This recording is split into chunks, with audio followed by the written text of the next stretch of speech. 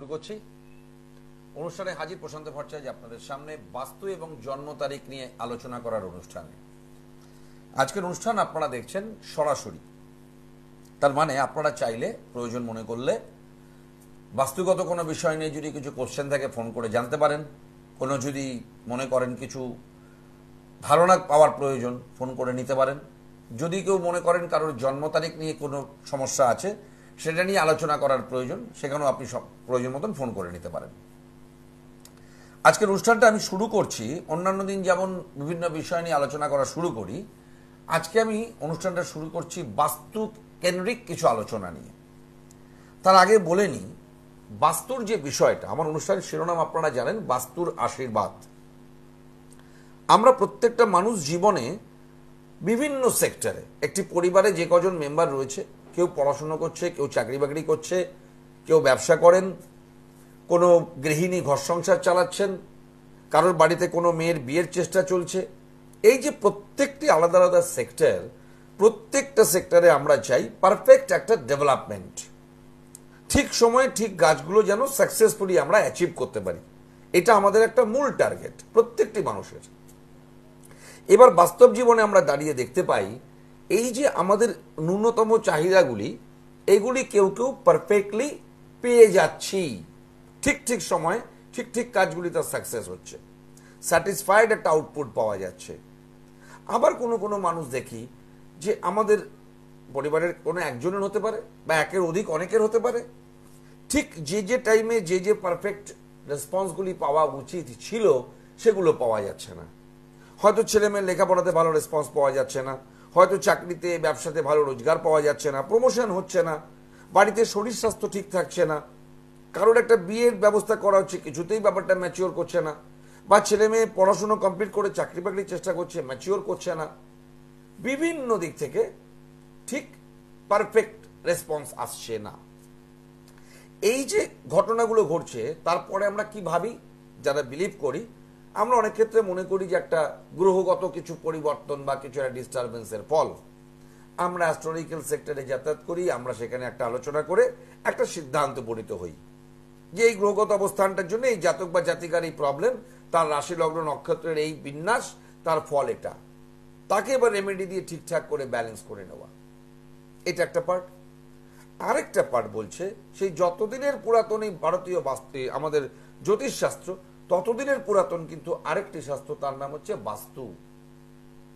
ততদিনই কিন্তু, ততদিন ধরেই এর আলোচনা হয়ে আসছে, এর প্রয়োজনীয়তা আমরা অনুভব করছি।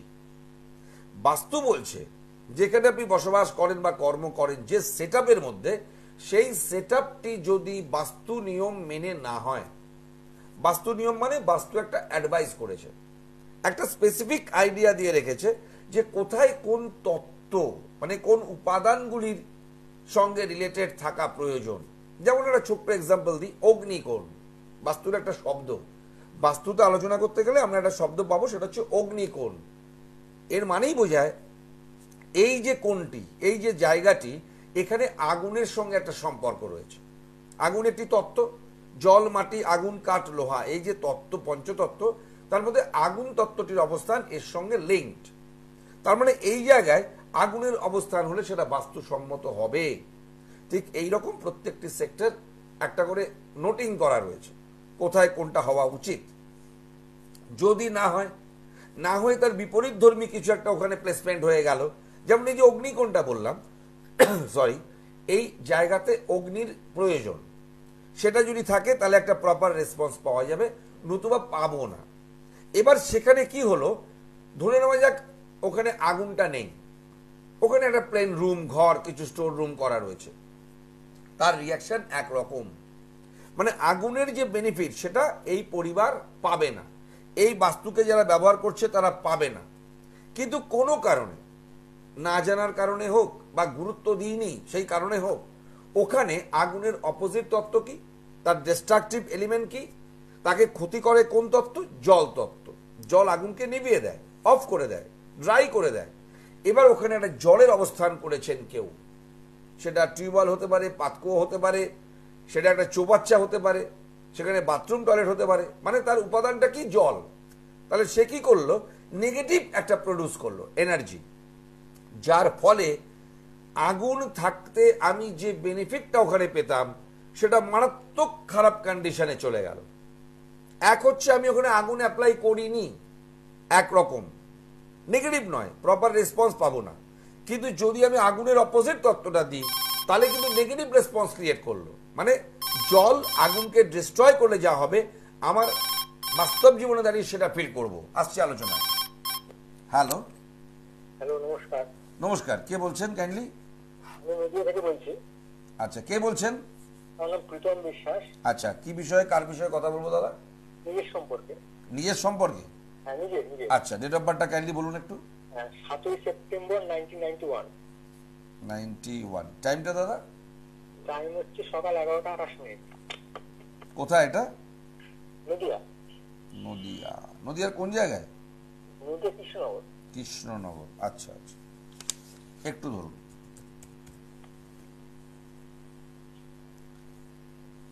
কি করছেন আপনি এখন? এমনি আমি চাকরির জন্য বিভিন্ন পরীক্ষা দিচ্ছি, সরকারি চাকরির জন্য। পরীক্ষা দিচ্ছেন? এখন অবধি কোন রকম চাকরি বাকরি আপনি করেননি? না, এখনো কোনো করা হয়নি। আচ্ছা, এডুকেশনাল কোয়ালিফিকেশন কি আছে আপনার? MA B Ed. MA B Ed. দেখুন, প্রথমে আমি আপনাকে একটা কথা বলি, আমরা অ্যাজ পার আওয়ার ক্যালকুলেশন যে একজন জাতক বা জাতিকার তার ডেট অফ বার্থের মধ্যে যে ডেটাটা পাওয়া যায় সেই অনুযায়ী তার কোন প্রফেশনাল লাইফটা বেটার হয় এটা আমরা বলি। কেউ ডাক্তার হলে ভালো হয়, কেউ ইঞ্জিনিয়ার, কেউ মাস্টার মশাই। আপনি ন্যাচারালি জানিয়ে পড়াশুনো করেছেন, আপনার টার্গেট হবে একটা টিচিং সেক্টরে যাওয়া, তাই তো? তাই তো, ঠিক বলছি তো? আচ্ছা, কিন্তু as per your date of birth এটা ম্যাচ করছে না। তাহলে এখন কি করবেন আপনি? আপনার ডেট অফ বার্থ অনুযায়ী আপনি যে প্রফেশনে গেছেন এটা ম্যাচ করে না, যার ফলে কি হবে, 91-এ আপনার জন্ম, একটা মোটামুটি ভালো এজ হয়েছে, সেখানে দাঁড়িয়ে আপনি এখনো পর্যন্ত কোনো প্রফেশনাল লাইফে নেই, এবং যেটা আপনি চাইছেন সেটা এডুকেশন রিলেটেড, মাস্টারমশাই হতে চাইছেন, সেটা সাপোর্ট দেবে না, দিচ্ছে না। যার ফলে যদি সাপোর্টটা পেতেন তাহলে হয়তো কিছু প্রপার রেসপন্স আসতো, সেটা আসতে দিচ্ছে না। একটা কারণ এটা, আরেকটা কারণ আপনার পড়াশুনো, আপনার কোয়ালিফিকেশন, আপনার ইন্টারভিউ সবকিছু মিলিয়ে। কিন্তু যদি ভাগ্য মানেন, লাক আপনাকে কিন্তু এই সেক্টরে সাপোর্ট দেবে না, এটা গ্যারান্টেড। এবার কি করবেন আপনি? এইবার ন্যাচারালি আপনি যেটা চাইছেন আপনি এখন সুইচ ওভার করতে পারবেন না। তাহলে প্রশান্তদা কি করলে ভালো হবে? ধরুন আমি আপনাকে বললাম আপনি যদি কম্পিউটার সায়েন্স নিয়ে পড়তেন দারুণ রেসপন্স হতো, সেটা এখন আর পসিবল নয়, রাইট? তাহলে পড়াশোনার পার্টটা কমপ্লিট করেছেন, কিন্তু আপনাকে এই সেক্টরে ম্যাচিওর করাতে গেলে যে ঘাটতিটা রয়েছে সেই ঘাটতিটাকে রেমেডি দিয়ে মেকআপ করে দেখতে হবে, চেষ্টা করে যে কিছু ম্যাচিওর করে কিনা। আপনার প্রথম কথা হচ্ছে আপনি যে কাজটা করছেন এটা সাম পাবলিক রিলেটেড। আপনি যে পড়াবেন, কিছু মানুষকে পড়াবেন, কিছু ছেলে মেয়েকে পড়াবেন, তো ম্যান টু ম্যান কন্ট্যাক্ট আপনার লাকে রয়েছে। ম্যান টু ম্যান কন্ট্যাক্টের জায়গাটা আপনার জন্য খুব সাপোর্টিং নয়। এবার এখানে একটাই রাস্তা, যে ঘাটতিটা রয়েছে তাকে কিছু রেমেডি দিয়ে পাওয়ার আপ করে দেখা। সুতরাং আমার অ্যাডভাইস হবে আপনার কিছু অ্যাস্ট্রোলজিক্যাল সাপোর্ট প্রয়োজন। আপনি ইমিডিয়েট, অনেকটা টাইম পার করেছেন, আপনি ইমিডিয়েট কারোর সাথে যোগাযোগ করে কিছু রেমেডির ব্যবস্থা করুন দাদা, তবে কিছু রাস্তা বেরোতে পারে, নতুবা হবে না। এটা আপনাকে আমি পরিষ্কার বলে দিলাম, নতুবা হবে না। অন্য কিছু আপনাকে ভাবতে হবে যে আমি এমবিবিএড করেছি ঠিকই, কিন্তু এটা হলো না, আমি অন্য কোনো ট্র্যাকে চাকরি বা কোনো প্রফেশনে যাওয়ার চেষ্টা করব। এটা একটা অ্যাডভাইস। আরেকটা অ্যাডভাইস হলো, যদি এই ট্র্যাকে একটা লাস্ট চেষ্টা করে দেখতে চান, আপনাকে কিছু রেমিডিয়াল ব্যবস্থা নিতেই হবে দাদা। কি রেমেডি আছে আপনার কাছে?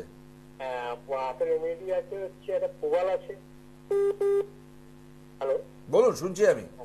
প্রবাল আছে, একটা এমিথিস আছে, একটা গোমেদ আছে, আর কিছু? একটা পান্না আছে। পান্না আছে, পান্নাটার প্রয়োজন আছে।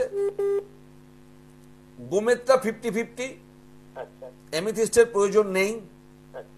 আর এটা কি বললেন? হ্যাঁ, প্রবাল। প্রবালটা এই পারপাসের সঙ্গে রিলেটেড নয়। আপনার যেটা মেনলি প্রয়োজন সেটাই আপনার কাছে নেই। আপনার বৃহস্পতির সাপোর্টটাই আপনার কাছে নেই। ও মিস্ত্রি সাপোর্ট।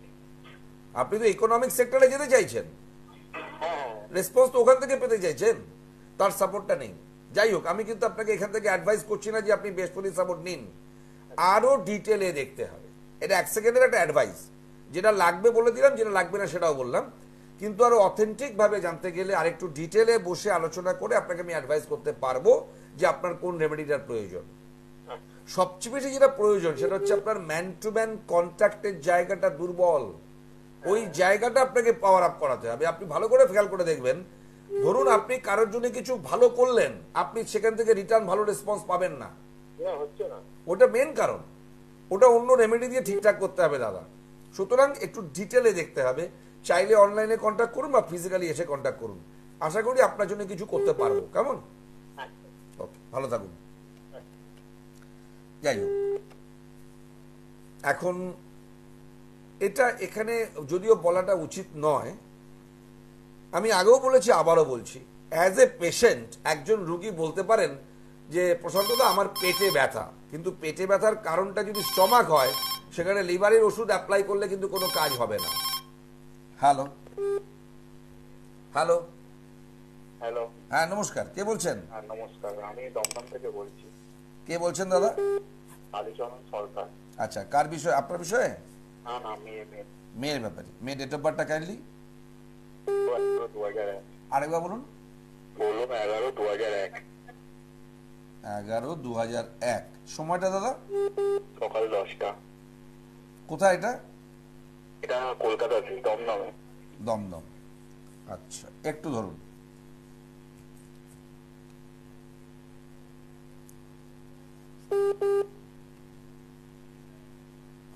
কি করছে আপনার মেয়ে এখন? মেয়ের তো শরীর স্বাস্থ্য এখন ভালো যাচ্ছে না। শরীরও। আপনি কি নিয়ে জানতে চাইছেন? হেলথ নিয়ে? হ্যাঁ, হেল্প নিয়ে। আচ্ছা, প্রথম কথা আপনাকে আমি একটা কথা বলি, হেলথের ব্যাপারটার জন্য প্র্যাকটিক্যালি যদি বলেন তাহলে আমি বলবো ডাক্তারবাবুর সঙ্গে কনসাল্ট করা উচিত ফার্স্ট। আর আমাকে যদি আমার কনসেপ্টে দাঁড়িয়ে কিছু বলতে হয় তাহলে আমি আপনাকে বলবো, এই ডেট অফ বার্থটা হলে not only health, in all respect সবকিছুই এর জীবনে ফ্ল্যাকচুয়েট। মানে আমি আজকে ভালো আছি, সেটা শুধু কিন্তু আমি বলছি হেলথ নয়, যে কোনো দিক নিয়ে, সেটা মন মেজাজ বলুন, সেটা পড়াশোনা বলুন, যাই বলুন, কন্টিনিউটি আপনি পাবেন না। একটা স্টেজ অনেক দিন ভালো আছে, এটা এখানে পাওয়া মুশকিল, ইনক্লুডিং হেলথ। মানে ধরুন কোনো কারণে আমি আজকে দিনটা খুব ভালো আছি, হেলথ আমি মনে করলাম আজকে আমার কোনো প্রবলেম নেই, আই এম ওকে, কিন্তু কালকে এটা ওকে থাকবে কিনা কোনো গ্যারেন্টি নেই। এই ডেট অফ বার্থের মধ্যে এটা একটা প্রবলেম আছে, বুঝতে পারলাম? মানে সময় সীমা নেই যে এই সময়ের পর থেকে ভালো হবে? না না, এটা আজীবন কালের একটা ব্যাপার, যতদিন তার স্প্যান। এটা ডেট অফ বার্থের উইকনেস মানে ফর এভার উইকনেস। কি বললাম বুঝলেন? হয় এটা নয় ওটা, কালকে ওটা, পরশু ওটা, একটা ঠিক হলো আরেকটা, এই জাতীয় একটা স্ট্রেচ অনেকটা লম্বা টাইম নিয়ে আপনি ভালো আছেন, মানে আপনার মেয়ে ভালো আছে, এটা বলাটা মুশকিল। আজকে একটা কিছু ঠিক হয়ে গেল, 7 দিন পরে যে আবার অন্য কিছু একটা খারাপ হবে না তার গ্যারেন্টি নেই। এটা ডেট অফ বার্থের একটা উইকনেস। তো আমার অ্যাডভাইস হবে, আপনি কি মেজর কি প্রবলেম ফেস করছেন আপনি? তো হসপিটালে ভর্তি আছে। আচ্ছা, কি বিষয় নিয়ে? সেন্সলেস হয়ে যাচ্ছে। হ্যাঁ, সেন্সলেস হয়ে যাচ্ছে, জ্ঞান আসছে না।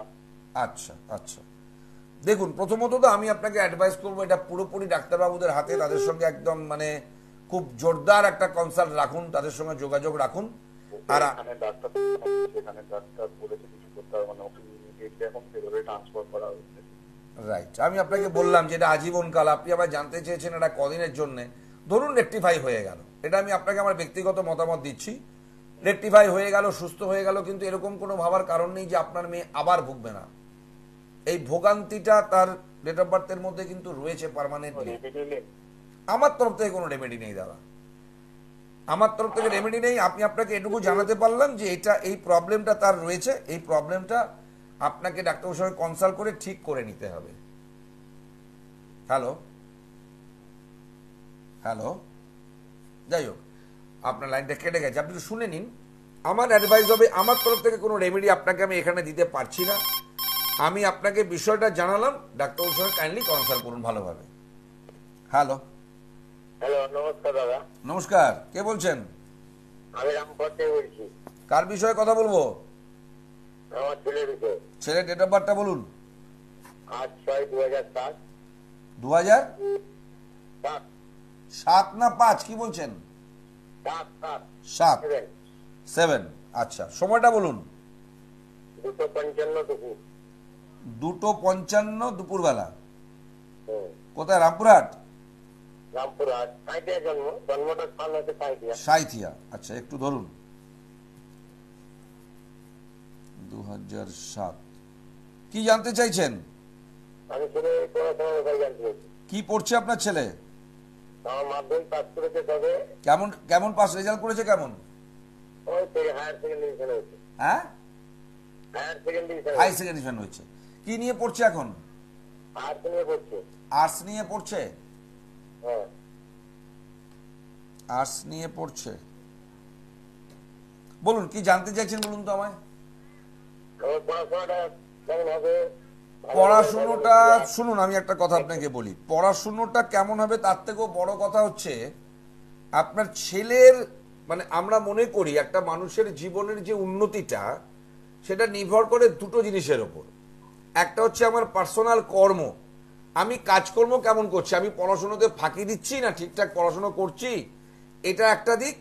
আরেকটা দিক হচ্ছে যদি আমরা বিশ্বাস করি যে তার সঙ্গে আমার একটা ভাগ্যের সাপোর্ট দরকার, এই দুটো মিলে একটা ডেভেলপমেন্ট।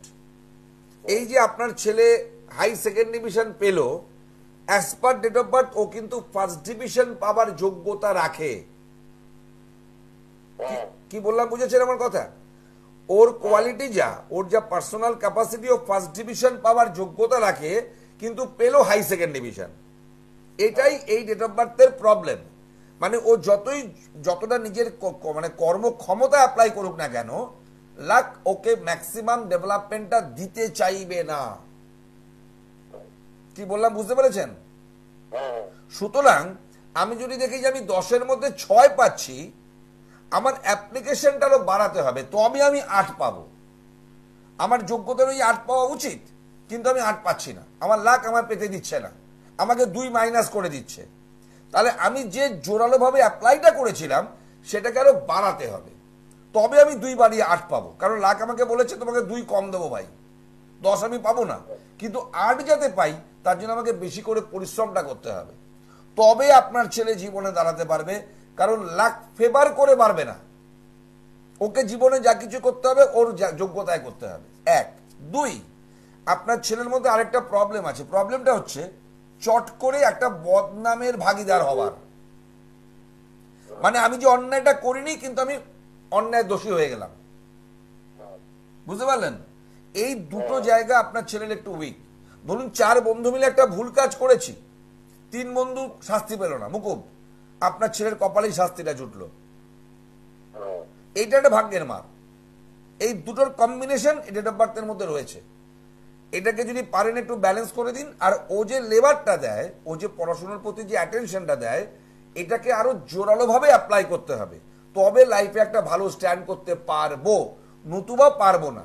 মানে ওর যা কোয়ালিটি সেই অনুযায়ী ভ্যালু ওকে দেওয়া হবে না, এটা কনফার্ম হয়ে আছে। এবার ওটা পেতে গেলে দুটো জিনিস, একটা কিছু অ্যাস্ট্রোলজিক্যাল সাপোর্ট দরকার, আর ওর অ্যাপ্লিকেশনটা আরো বহুগুণ বাড়াবার দরকার। যেমন এই ডেট অফ বার্থটা এক জায়গায় মার খেয়ে গেল। কোথায় মার খেলো?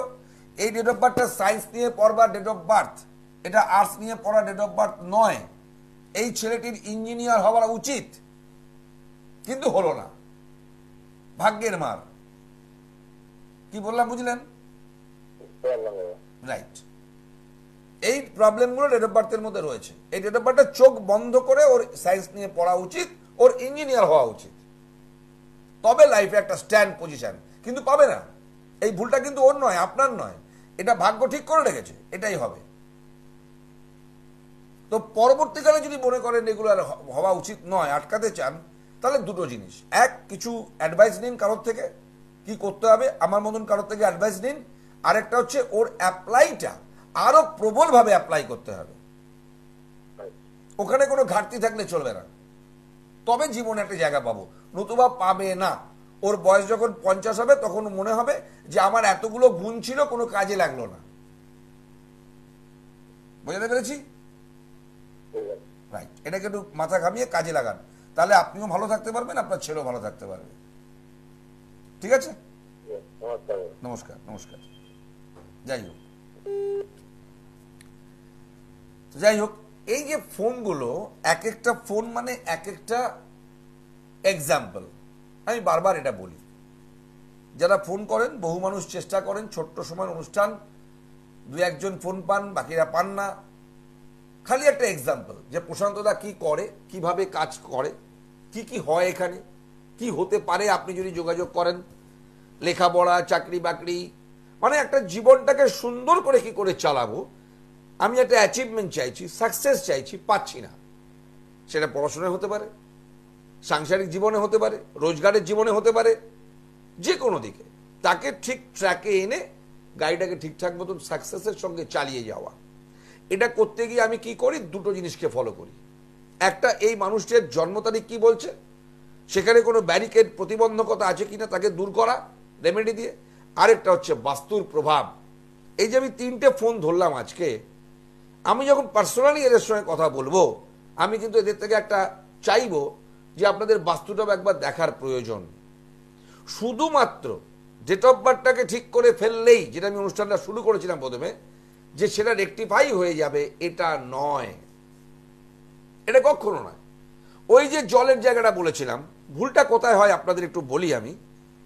অনেকেই বলবেন, প্রশান্তদা আমার রান্নাঘরটা কিন্তু খারাপ জায়গায় নেই, মানে অগ্নিকোণে করতে পারিনি, কিন্তু উত্তর পূর্ব দিকে নেই প্রশান্তদা, উত্তর দিকে নেই, তার মানে আমি কোনো ক্ষতিগ্রস্ত হলাম না। গুড, ঠিক বলছেন। কিন্তু আরেকজন কি করেছেন, যেখানে রান্নাঘরটা করা উচিত রান্নাঘরটা তো করেননি, করেছেন অন্য কোথাও, তার নেগেটিভটা পাচ্ছেন না, তার বদলে ওখানে একটা চৌবাচ্চা বা টিউবওয়েল বানিয়েছেন।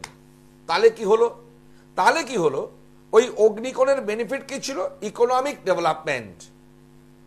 আপনি ওখানে রান্নাঘর না করে একটা প্লেন শোয়ার ঘর বানালে কি হতো, একটু ফ্ল্যাকচুয়েট করতো রোজগারটা, কখনো ভালো কখনো মন্দ, পয়সা জমাতে পারছি না প্রশান্তদা, খেয়ে পড়ে বেঁচে আছি। কিন্তু যেই আপনি চৌবাচ্চা করেছেন, আন্ডারগ্রাউন্ড রিজার্ভার করেছেন, বাথরুম করেছেন, প্রশান্তদা ঠনঠনে গোপাল, 1 টাকাও রোজগার নেই। তফাৎটা কিন্তু এইখানে।